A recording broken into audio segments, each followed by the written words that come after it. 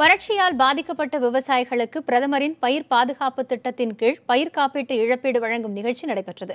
சென்னை தலைமைச் செயலகத்தில் நடைபெற்ற இந்த நிகழ்ச்சியில் முதற்கட்டமாக 30 விவசாயிகளுக்கு முதலமைச்சர் பழனிசாமி இழப்பீட்டை வழங்கினார். 2016-17 ஆண்டில் 15,37,000 பேர் பயிர் காப்பீடு செய்திருப்பதாகவும் 32,23,000 ஏக்கருக்கு பதிவு செய்யப்பட்டுள்ளதாகவும் அந்த நிகழ்ச்சியில் தெரிவிக்கப்பட்டது. இந்த ஆண்டில் விவசாயிகள் 120 கோடி ரூபாய் வரை காப்பீடு தொகை செலுத்தியுள்ளதாகவும் தமிழக அரசு சார்பில் 412 கோடி ரூபாய் மானியம் செலுத்தப்பட்டுள்ளதாகவும் கூறப்பட்டது.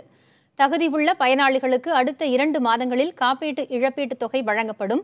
இயற்கை சீற்றத்தால் பாதிக்கப்பட்டவர்களுக்கு இழப்பீடு தொகை தமிழக அரசால் வழங்கப்பட்டு வரும் நிலையில் காப்பீடும் வழங்க நடவடிக்கை எடுக்கப்பட்டிருக்கிறது.